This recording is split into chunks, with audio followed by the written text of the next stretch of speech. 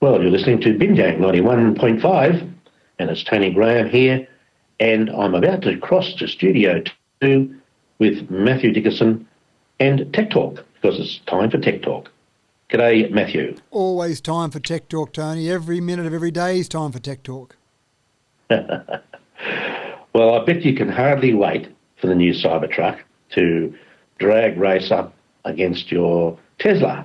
So, what about adding a Cyberlander to the mix, though?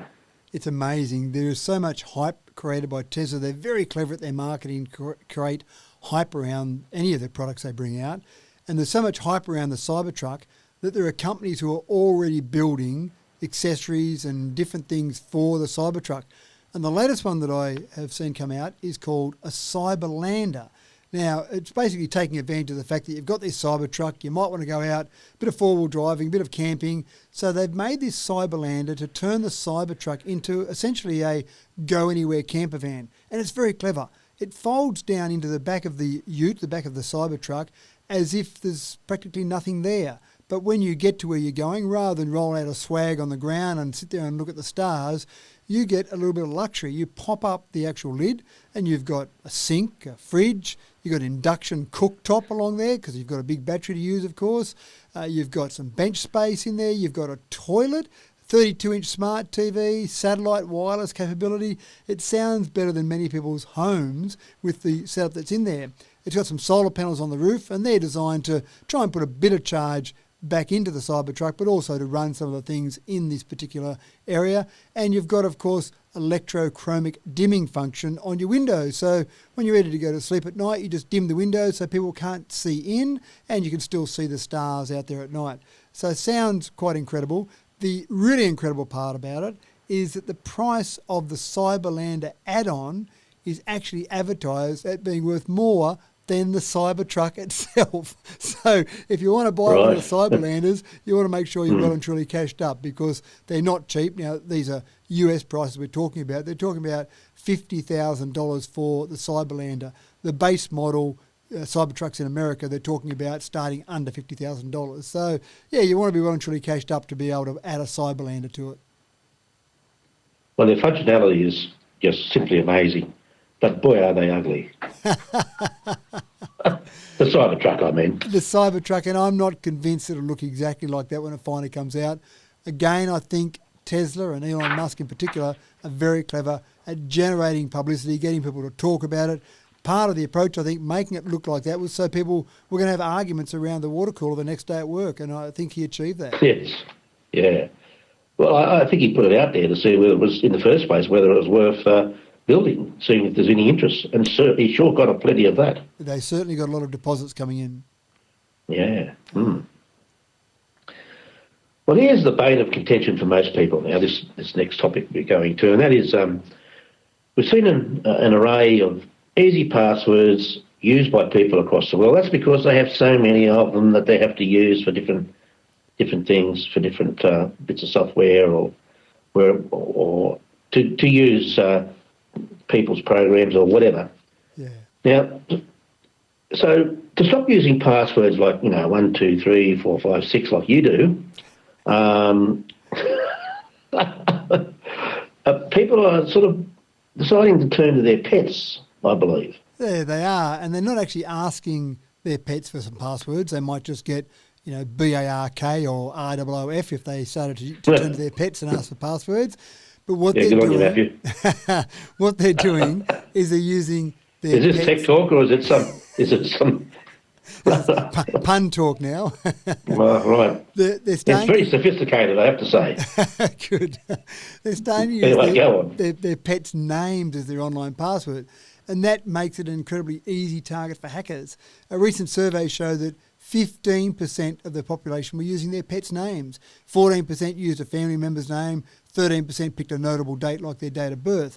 And so when someone's putting information on their social media feeds and they put, for example, up, here's my pet, Rover, and then someone trying to get into their account probably picks Rover as a good place to start to look for a password. So it's almost, not quite, but it's almost as dangerous as using 1, 2, 3, 4, 5, 6 or using the word password, all these common mistakes that we've talked about before. But it's still incredible We've talked about it a lot. People have talked about it around the world a lot, but you still get people using those string of easy passwords. 6% of people have still got 1, 2, 3, 4, 5, 6 as their password. Things like favourite TV show or a sporting team that you support, all these things that people can find out about you fairly easily are bad things for you to use as your password, because cyber criminals will stalk you, they'll look at your social media feeds, they'll try some of these ones, and they're basically using them, rather than trying to do a brute force attack, they're using them for some of these common names. Even if you don't put the name of your dog or cat on your social media feed, they'll start to use common names like Rover, like Bella, like Coco, all these sort of common names out there. And it's known as a trial and error technique rather than a brute force attack. And trial and error techniques can be very successful if you're using those common passwords. I always say to people, you're better off just using some random words, preferably not having it as a real word. But if you do have it as a real word, for example, you might put some random words together. You might say red pants tree, just 3 random words together, but then change one of the characters so that it's not the actual alphabetic character, it's something that looks similar. So instead of the A in pants, you might have the @ sign. So red P @ ants tree, but you remember it as red pants tree. That sort of thing. Yeah. It's pretty simple to come up with some passwords, but also you want to have a few different passwords, because if there is a data breach, you don't want someone getting your one password that gives them access to everything. In particular, I always say to people, use a different password for your email as opposed to everything else, because if they get access to your email, that's often a way that they can get access to all your other things. So I always make sure of all the passwords I use, my email password, the only place I use my email password is with my email.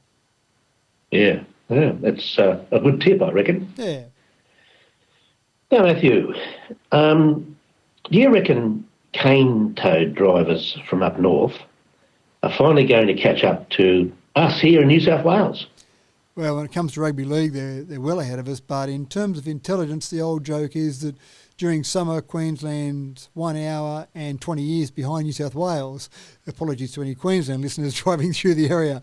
But I think they're finally getting the hang of this fact that you might be able to go digital now with your driver's licence. Of course, we've had that in New South Wales for some time. And this area was used as a trial when New South Wales was first trialling that, and it was very successful here.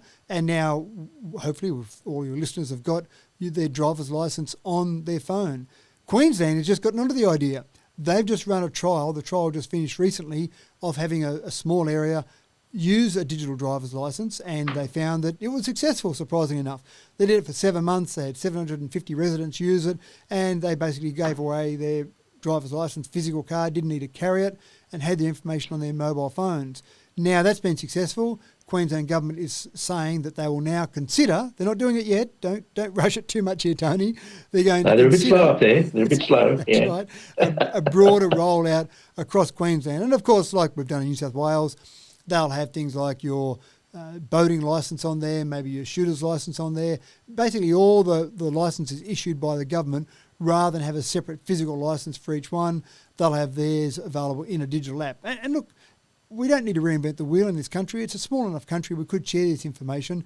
We've got the Services New South Wales app on our phones here in New South Wales. I'm sure that the New South Wales government would be happy to licence out something to the Queensland government and use the same technology rather than go and redo the same technology, because I think that's proved pretty successful in New South Wales, and it's actually proved pretty useful during COVID-19, where we've needed to roll extra things out via that, whether it be scanning in to get into a cafe or rolling out the dine vouchers that we've been getting. So I think those things make sense, but we've got New South Wales and South Australia already using those digital licences. It'll be good to see Queensland catch up sometime in the next, decade or two. Yeah, it might be the Deputy Premier up there. He might be a bit slow in understanding it. I think that's the trouble. So they're waiting for him to get his head around it, and then they might do it. He came to New South Wales for a holiday recently, didn't he? He ignored the border closures and came across. So maybe in New South Wales someone showed him this idea of a digital licence and he got pretty excited about it. Well, he only wound up in New South Wales because he forgot where he was. I wasn't sure why he ended up over here, but that sounds typical for some of the pollies.